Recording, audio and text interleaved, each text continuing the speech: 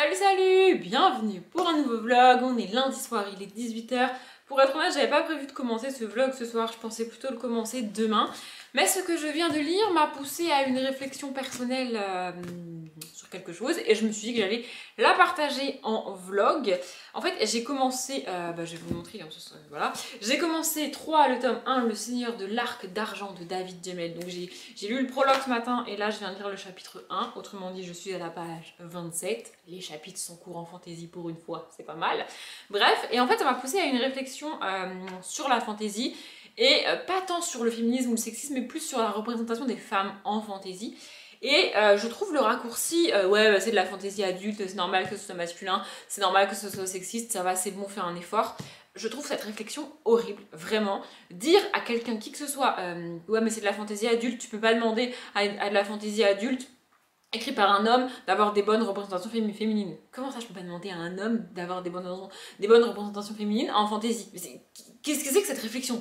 Déjà cette réflexion me fatigue, mais moi-même j'ai ce biais, c'est-à-dire que je m'attends à de mauvaises représentations féminines, voire à pas du tout de représentation féminine quand je commence de la fantasy. N'empêche que là, c'est trop. En fait, c'est trop. J'y reviendrai après.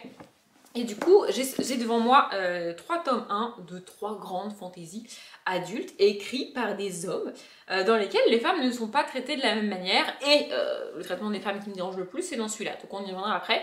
En fait, il y a 3 possibilités en fantaisie adulte et dans tous les livres en fait. Au niveau du traitement des femmes, des personnages féminins et du sexisme, féminisme, tout ça, il y a 3 possibilités. Soit tu décides de pas faire de représentation féminine, donc d'avoir très peu de personnages féminins et encore moins de personnages féminins importants dans ton livre. Ici, on va parler de la fantaisie évidemment. Soit tu décides de faire ça, c'est ce que fait Tolkien par exemple. Donc ici, j'ai sorti le tome 1 du Seigneur des Anneaux. Pour rappel, j'estime avoir un avis assez objectif sur le Seigneur des Anneaux parce que j'ai lu 2 tomes et demi quand même. J'ai pas fini le tome 3 parce que je n'en pouvais plus, mais j'ai vu des films. Et d'après mes lectures des tomes 1 et 2, les films sont assez bien adaptés, donc voilà, j'estime que j'ai une assez bonne représentation de l'œuvre de Tolkien, et j'ai aussi lu Le Hobbit. Il est vrai que chez Tolkien, il y a très peu de personnages féminins.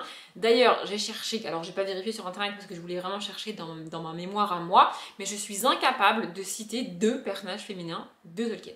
Le seul qui me vient, c'est Galadriel, l'elfe, évidemment, mais je n'en ai pas d'autres. Pardon, j'ai bafouillé. Je n'en ai pas d'autres en fait. J'ai pas d'autres personnages féminins. J'ai que celui-ci. Et en fait, c'est pas dérangeant quand tu lis Tolkien parce que il y a juste pas de femmes. Il y a juste pas de représentation féminine. Il n'y a pas de sexisme en fait. C'est juste un choix de l'auteur de pas avoir mis de personnages féminins. Il y a que des hommes qui vont faire la quête. Il y a Gandalf, il y a Sauron qui est le grand méchant, il y a Bilbo. Sam et son autre ami là, je sais pas comment il s'appelle, Merry. Voilà, tu suis que des mecs, mais c'est pas dérangeant en soi parce que ça n'amène pas de sexiste, c'est juste un choix de base de Tolkien de pas mettre de personnages féminins.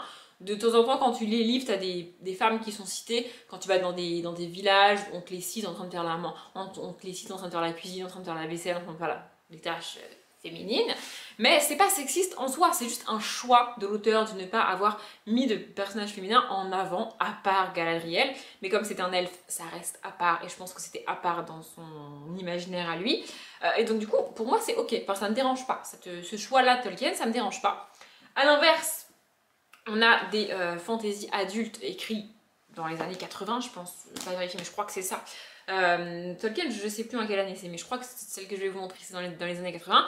Et dans celle-ci, il y a des personnages féminins forts, représentés au premier plan, des personnages qui ont des pouvoirs, qui ont de la magie, qui sont importants dans le monde, qui sont importants dans l'action. Je parle évidemment de La Roue du Temps, donc ici le tome 1, partie 1. Dans le tome 1, je crois, enfin j'ai compté vite fait, de ce que je me souviens et de ce qui m'a marqué, on a 5 personnages masculins importants et 3 personnages féminins importants. On n'est pas à la parité, on est quasiment à la parité. Et dans le tome 2, tout le développement qu'il y a se fait autour de toute une caste de personnages féminins qui ont des pouvoirs, qui ont de la magie, qui sont extrêmement importants dans le monde. Et ce ne sont que des femmes, puisque le choix de l'auteur, c'est d'avoir éradiqué tous les hommes de cette caste il y a des années et des années. C'est un choix de l'auteur, c'est comme ça.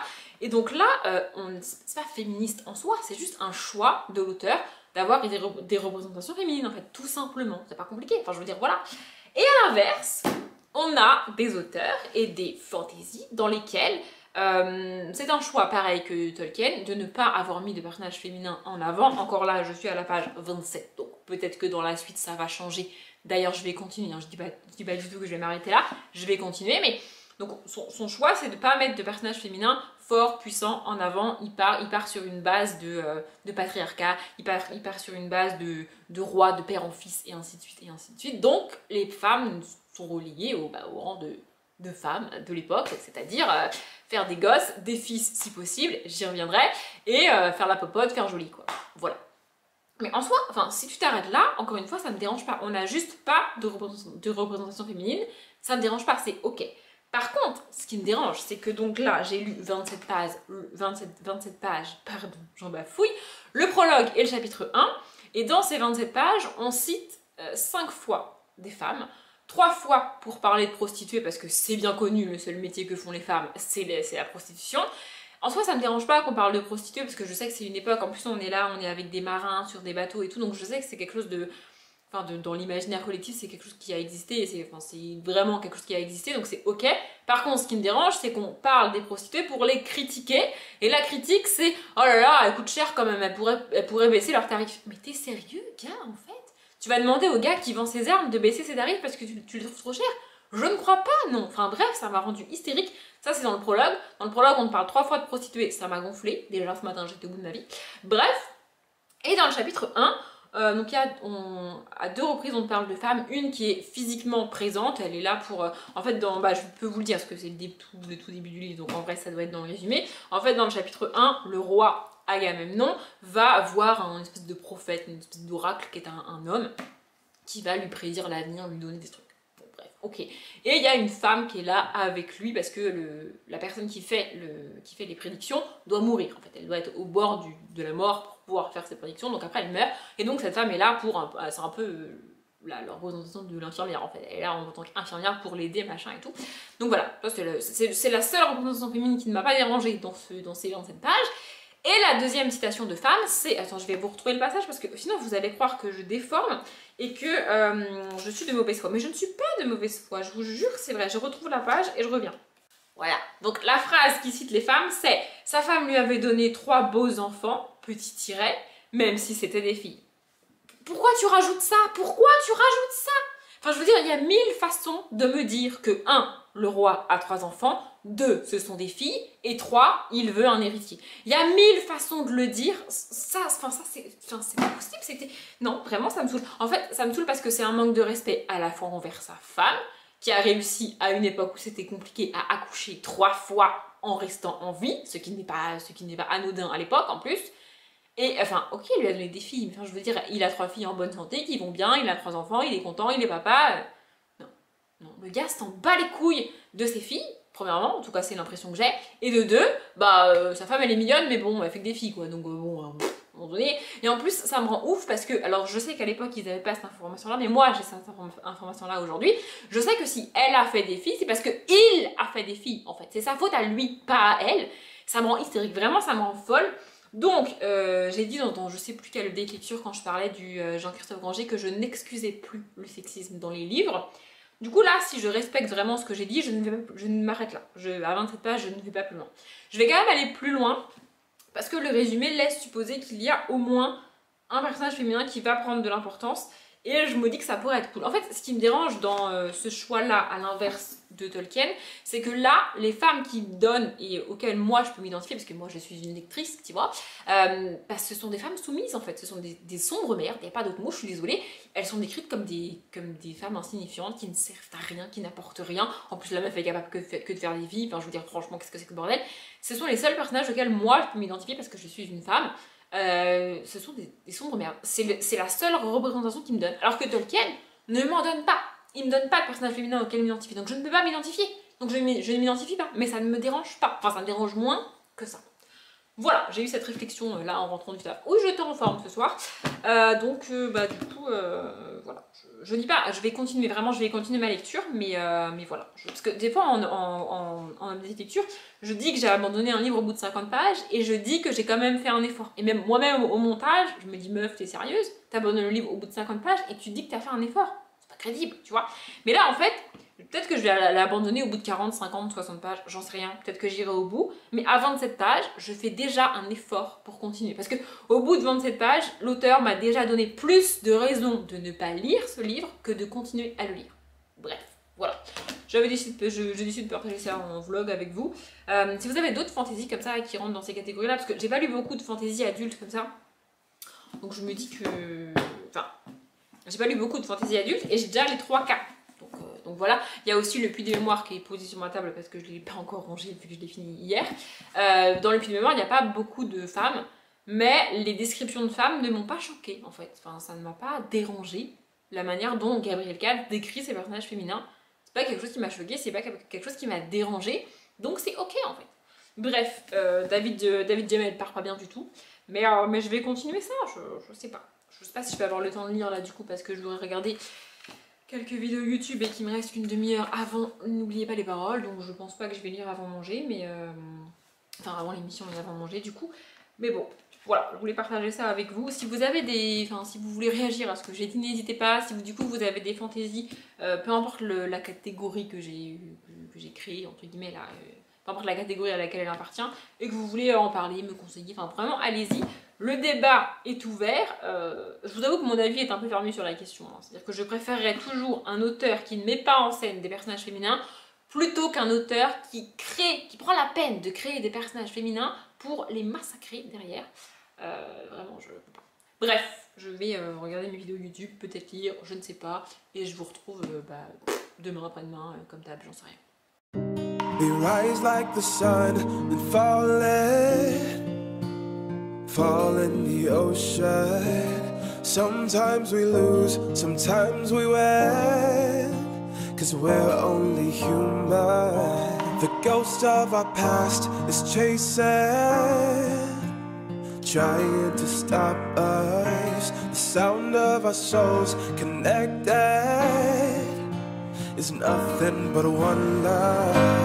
We're never old, we die young, afraid of being all alone. We might break, we're not stone, afraid of being all alone.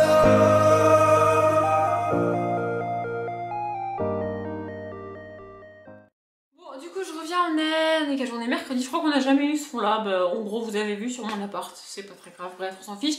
Potentiellement, il y aura des reflets sur toute cette séquence dans mes lunettes parce que je suis face à la fenêtre. Mais bon, voilà, c'est comme ça, c'est la vie. Je suis venue pour pousser un coup de gueule, très clairement. Voilà, comme ça vous êtes prévenus. Mais avant ça, je vais vous expliquer ce que vous venez de me voir faire.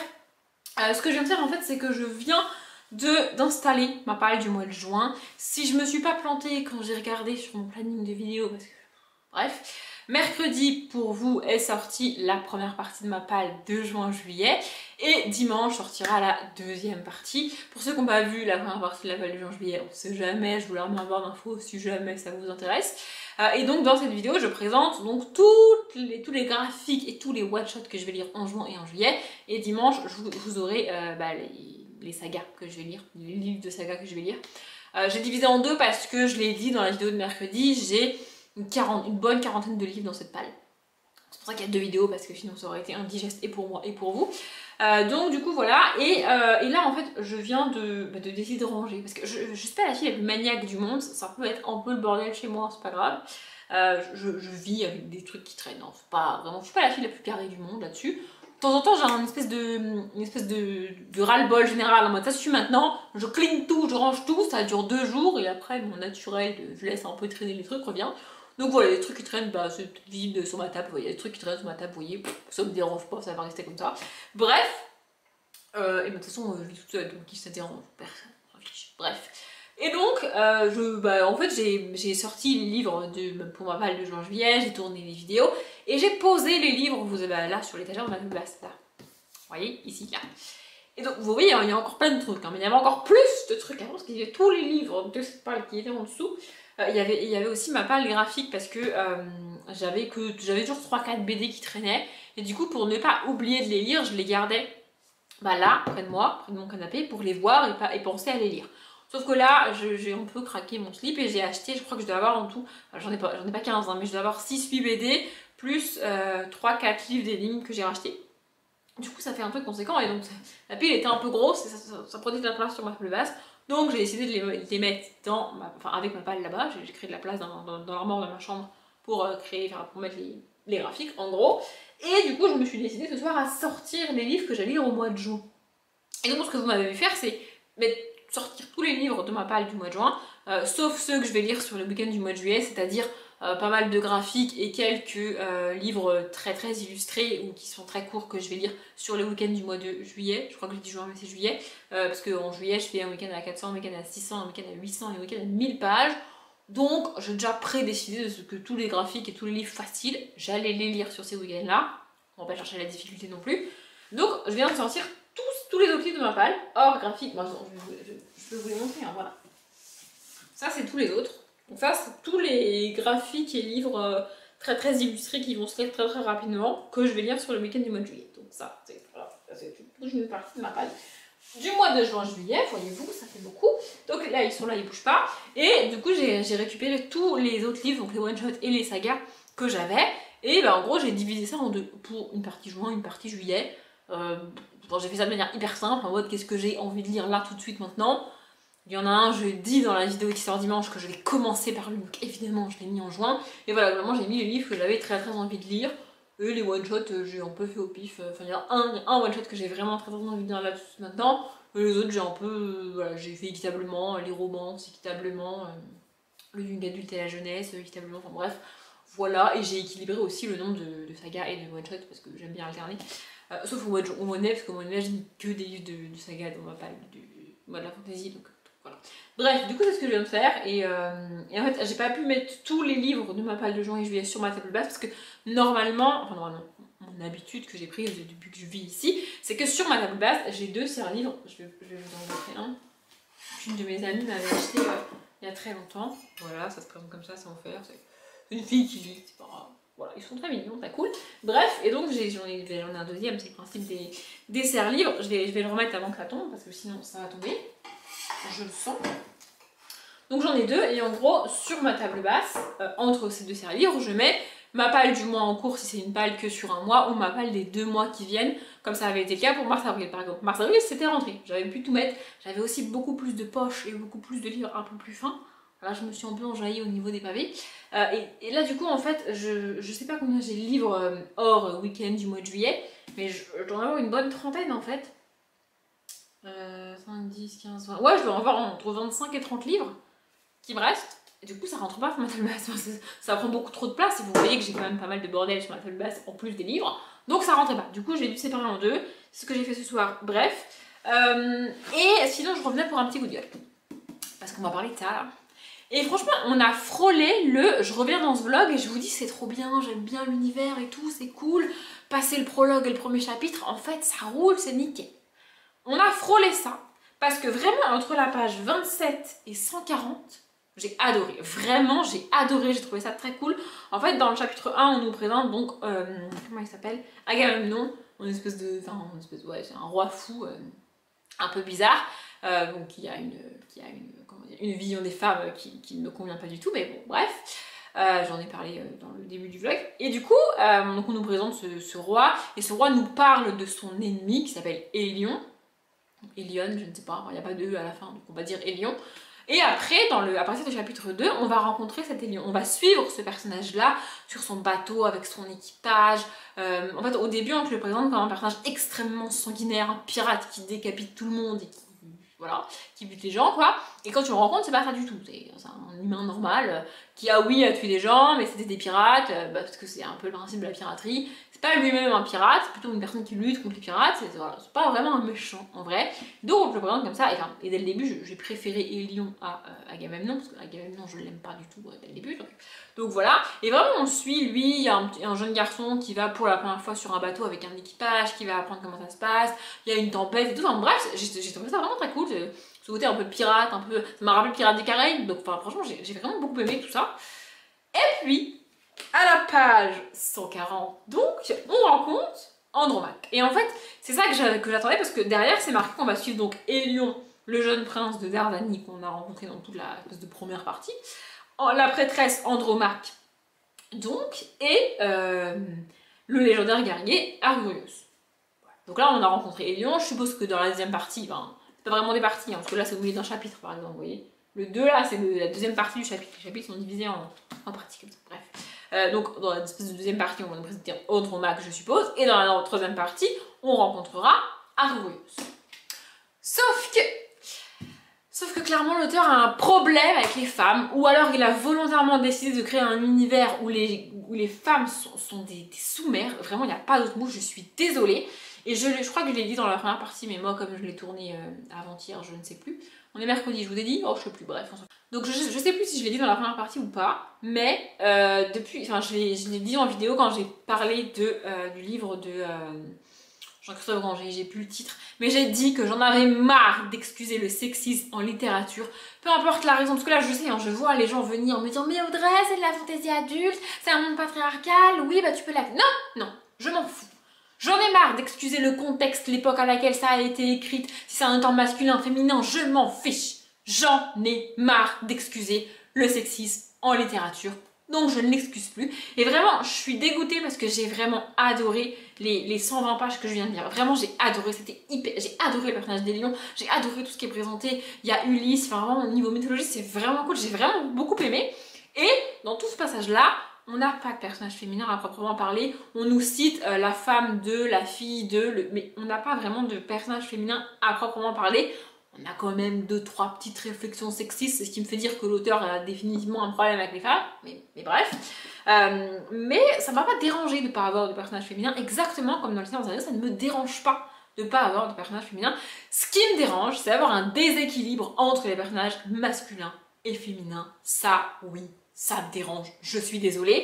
Et dans cet univers, les femmes ne sont définies que par leur beauté. Parce que si elles sont belles, elles vont pouvoir se marier et faire des gosses, c'est le but de leur life, elles sont des femmes, faut pas déconner non plus. Par contre, si elles sont moches, elles pourront pas se marier. Donc si elles sont moches et qu'elles sont... Parce que oui, bon, les gars ils veulent se marier, ils veulent des enfants, mais une femme moche, ça va quoi, ils vont pas non plus... voilà. Bref, donc si elles sont moches et qu'elles sont pauvres, bah en gros elles vont finir prostituées parce qu'il y a que ça. Elles peuvent rien faire d'autre, il y a que ça. C'est prostituée parce que t'es moche et parce que t'es pauvre. Voilà, c'est comme ça, c'est ton avenir. Félicitations. Et si elles sont moches et riches, parce que oui, la richesse ne fait pas tout, eh bien, c'est le cas d'Andromaque en fait. Andromaque est fille de roi, donc elle est quand même princesse, tu vois, mais elle est moche. Enfin, elle a pas l'air hyper moche, d'après ce que j'ai compris, mais elle est beaucoup plus moche que ses sœurs, donc ses sœurs ont été mariées, pas de souci, ok. Mais elle, comme elle est plus moche, bah du coup, son père la vend en tant que prêtresse. Et là, en fait, là on attend le paroxysme du sexisme, c'est-à-dire que non seulement dans cet univers les femmes ne servent à rien, les femmes sont décrites comme des sous-merdes inutiles, qui en plus, quand elles osent se prostituer, osent demander à ce qu'on les paye pour ça, excusez-moi franchement. Bref, je me suis encore perdue. Oui, du coup, là on atteint un truc qui me rend ouf.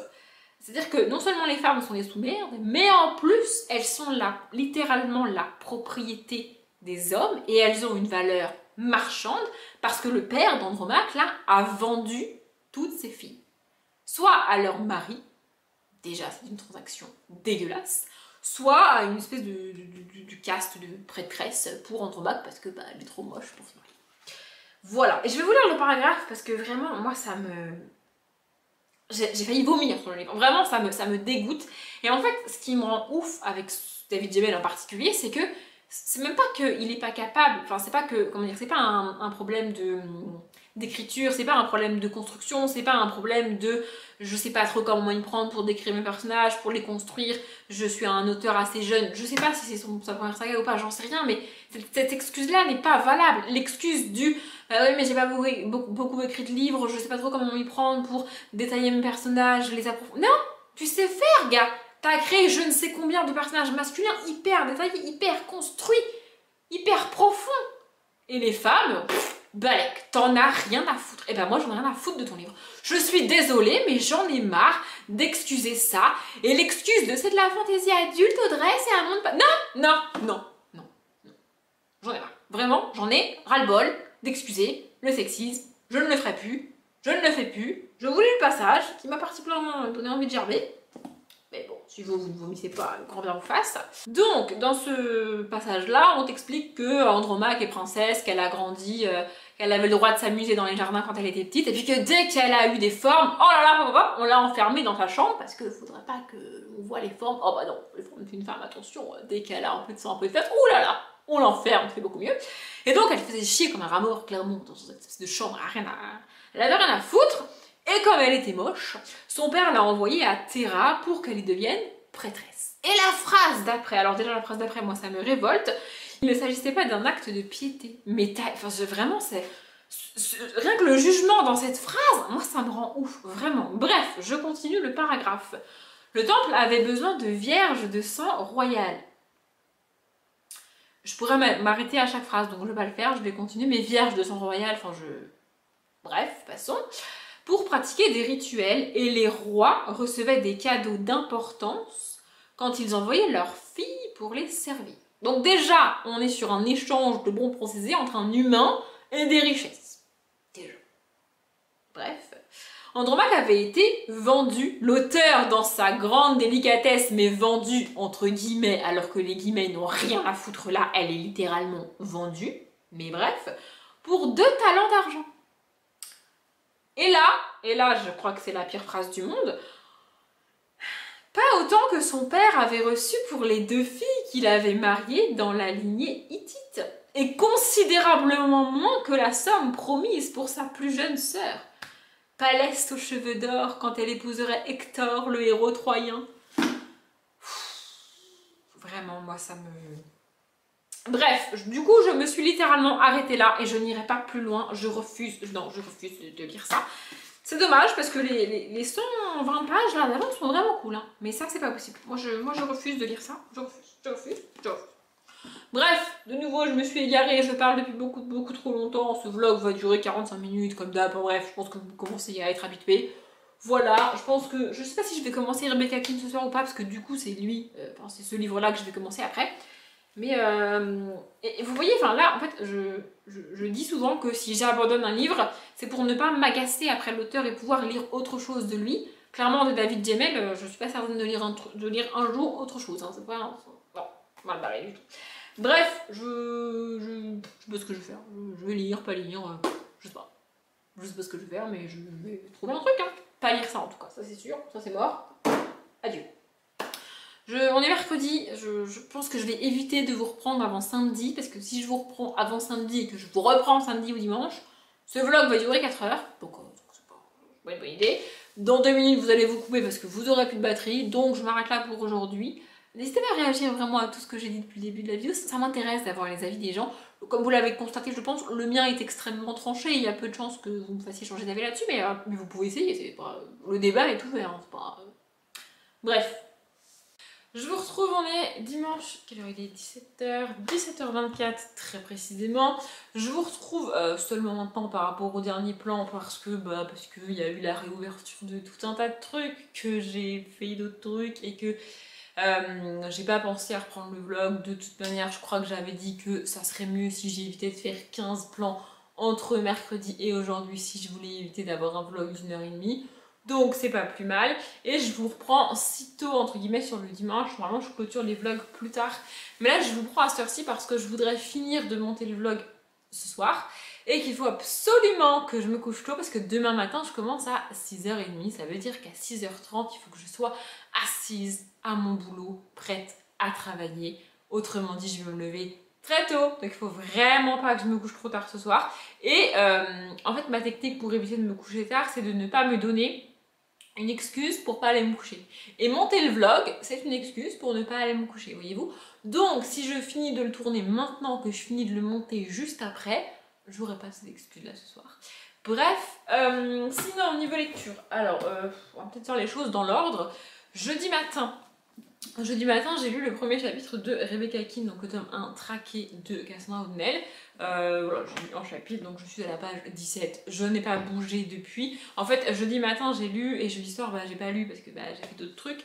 Et puis, je suis rentrée plus tard, et puis j'avais la flemme, donc du coup, j'ai pas lu jeudi soir. Voilà. Et vendredi matin, j'ai commencé un autre livre, enfin, j'ai commencé Dragon, donc les Dragons de l'éternité, le tome 3, Char de Alexandra Ivy. parce que je m'étais dit bah je vais le lire sur vendredi, samedi, dimanche, parce que ça fait longtemps que j'avais pas fait ça, et c'est un truc que j'aime bien, c'est quelque chose que je faisais pas du tout avant, mais j'aime bien lire un livre en gros entre le samedi matin et le dimanche soir, je trouve ça vraiment génial de faire ça. Du coup c'est ce que je voulais faire avec celui-ci. Du coup, vendredi matin, au lieu d'avancer dans Rebecca Akin, je me suis dit autant commencer celui-ci. Au final, pareil, donc vendredi matin, j'ai commencé le livre, j'ai dû lire genre 10 pages. Vendredi soir, pareil, j'ai pas lu, j'ai fait d'autres trucs, enfin bon, bref. Et sur le week-end, j'ai réussi à lire Les Dragons de l'Éternité. Et là, je viens de le terminer. C'est très cool, c'est mon tome préféré de la saga, enfin de la saga des Dragons de l'Éternité, parce qu'il est construit comme un tome des Gardiens de l'Éternité. Donc les Gardiens de l'Éternité, c'est une saga de 13 tomes, je crois qu'il y en a en tout, de Alexandra Ivy, dans le même univers. Dans cette saga-là, on retrouve des personnages qui sont des vampires, qui sont les personnages principaux de chaque tome de la saga des Gardiens de l'Éternité. Alors on retrouve pas tous les vampires des Gardiens de l'Éternité ici, mais on retrouve les plus importants. Et en plus on a mon préféré aussi, donc c'est très cool. Bref, mais j'avais pas vraiment aimé les tomes 1 et 2 de cette saga là, mais ce tome là vraiment je l'ai adoré, c'était vraiment très cool. J'ai pu le bouffer globalement sur le week-end parce que j'avais lu 10 pages vendredi et tout, bon voilà. Et vraiment je suis très contente, voilà, je voulais le terminer, je l'ai terminé, en plus j'ai réussi à le terminer pas trop tard, donc c'est cool. Peut-être que ce soir je vais avancer dans Rebecca Akin, je ne sais pas. Je vous avoue que j'ai lu qu'un chapitre et que je suis pas spécialement emballée, mais bon, je vais continuer, hein, parce qu'un chapitre c'est pas suffisant. Donc je vais continuer. En plus je suis contente parce que du coup, hier j'ai pas fait grand chose, enfin j'ai pas fait grand chose dans mon appartement, parce que du coup j'étais pas beaucoup là, mais j'ai quand même réussi à pas mal lire hier et à finir aujourd'hui, ça, donc c'est cool. Et ce matin j'ai tourné 3 vidéos, parce que en fait à la base je voulais les tourner le week-end dernier, et puis j'ai eu la flemme le week-end dernier, donc j'ai pas tourné de vidéo le week-end dernier. Bon après j'ai eu la flemme, mais c'était une flemme consciente, c'est à dire que je savais que je pourrais tourner des vidéos que ce week-end et que elle sortirait quand même les jours où c'est prévu qu'elle sorte, donc c'était pas gênant en soi. Du coup voilà, ce matin j'ai tourné 3 vidéos, et puis j'ai fait une erreur monumentale, j'ai commencé une nouvelle série et j'adore cette série, voilà, j'adore cette série. En plus c'est une série française, je ne regarde jamais de séries françaises et là je suis à fond dedans. J'ai bouffé la première saison et j'ai regardé les 2 premiers épisodes de la saison 2, et il faut que j'attende les autres parce qu'ils sont pas disponibles, donc je suis un peu au bout de ma life, donc voilà. Mais c'est pas plus mal qu'il n'y en ait pas plus de disponibles, sinon je vais passer mes journées à regarder ça, enfin mes soirées à regarder ça, et ça serait bien que je fasse autre chose. Du coup voilà, je voulais revenir pour clôturer ce vlog. Je vais avancer dans Rebecca Akin dans la semaine, c'est mon dernier livre du mois de la fantasy, et après je pourrais attaquer ma palle de juin-juillet, et il y a un livre, il est là en face de moi et il me fait tellement de l'œil, j'ai tellement envie de le lire. Je vais voir dans la semaine, mais il est possible que je mette en pause le Rebecca Akin pour lire l'autre livre là que j'ai vraiment envie de lire, parce qu'en fait je sais pas si je vais réussir à lire celui-là et à me concentrer sur celui-là, tellement j'ai envie de lire l'autre en fait. Du coup je ne sais pas, mais je vais quand même continuer, essayer de le lire. Demain c'est ce que je lirai. Demain matin je suis pas sûre de lire parce que je vais me lever très très tôt, il faut que je parte à 6h, donc voilà. Parce que demain, pour ceux qui auraient du mal avec l'espace-temps dans les vlogs, demain pour moi c'est le lundi de l'Ascension, c'est ça je crois, je sais plus. En gros c'est lundi 24 mai, c'est férié, mais nous on travaille parce que c'est la journée de solidarité. Il n'empêche que même si toute l'équipe est là comme un jour normal, ça reste un jour férié, donc c'est pour ça qu'on commence plus tôt. Bref, on a appris ça vendredi, on était ravis. Mais bon, du coup, demain matin, il faut que j'aille à 6h30. L'avantage, c'est que normalement, si je commence à 6h30, normalement, je peux partir à 14h30. Je pense plutôt que je partirai vers 15h, mais du coup, ça me laissera une bonne après-midi tranquille. Par contre, je suis dégoûtée parce que je l'avais dit en vidéo, je crois, ce que j'attendais le plus à la fin du confinement, vraiment ce qui me manquait le plus pendant le confinement, c'était les cinémas. Moi, j'allais au cinéma très très souvent, c'est quelque chose que j'adore faire. Et là, en fait, du coup, les cinémas ont rouvert, du coup, je me suis dit, ouais, trop cool, je vais aller au cinéma. Et sincèrement, il n'y a aucun des films qui me tente, en fait. Du coup, je pourrais aller au cinéma pour aller au cinéma, mais je vois pas l'intérêt, en fait. Il n'y a aucun des films qui est proposé qui me tente. Vraiment, ça m'intéresse pas. C'est fou, ça ne m'intéresse pas, c'est dingue. Voilà, c'est soit des dessins animés qui me tentent absolument pas, soit des espèces de blockbusters, trucs de policier thriller, je sais pas quoi, à la fin, j'ai pas le mot, mais c'est en gros, c'est un film qui bouge. mais ça me tente absolument pas. Et les 2-3 films français qu'il y a, bah, je suis dégoûtée. J'attends la réouverture des cinémas depuis des mois. Ils rouvrent et j'ai pas un seul film qui m'intéresse. Je suis dégoûtée. En plus, je pourrais vraiment y aller juste pour voir un film, juste pour le kiff d'aller au cinéma, parce que j'ai la carte du cinéma et du coup, pour fêter la réouverture, ils nous ont donné plein de points et donc plein de places gratuites. Donc ça me coûterait vraiment rien, mais je vois pas l'intérêt d'aller voir un film qui m'intéresse pas. Enfin, je suis dégoûtée. Vraiment, je suis au bout de ma vie, donc je vais pister toute la semaine, tous les jours, tout le temps là, jusqu'à ce que mercredi, je pense que mercredi il va y avoir des nouveaux films, parce que j'ai trop envie. Enfin, vraiment, j'ai trop envie d'y aller. Peut-être que j'irai samedi prochain ou dans la semaine, parce que du coup je finis tôt cette semaine. Je sais pas. Je suis un peu déprimée là. Je vous avoue que je voulais aller au cinéma et. Bref, je sais pas depuis combien de temps je parle parce que vous êtes trop loin, j'arrive pas à lire. Ouais, moi j'ai des yeux pourris. Même avec mes lunettes à une certaine distance, j'arrive pas à lire. C'est comme ça. Je sais, il faudrait que j'aille chez l'ophtalmo, mais flemme d'aller chez l'ophtalmo. Bref, pourquoi je divague comme ça? Vous savez, vous? Moi je sais pas. Bref, je termine ce vlog ici. J'espère qu'il vous a plu. En gros, c'était un débat sur la fantaisie, ce vlog, hein, pour faire simple et concis. De nouveau, je ne sais pas quel titre je lui ai donné. Je vais réfléchir à ça ce soir, on verra bien. Je m'arrête là. Comme d'habitude, je vous souhaite une bonne journée, un bon après-midi, un bon appétit ou une bonne nuit. Et je vous dis à bientôt.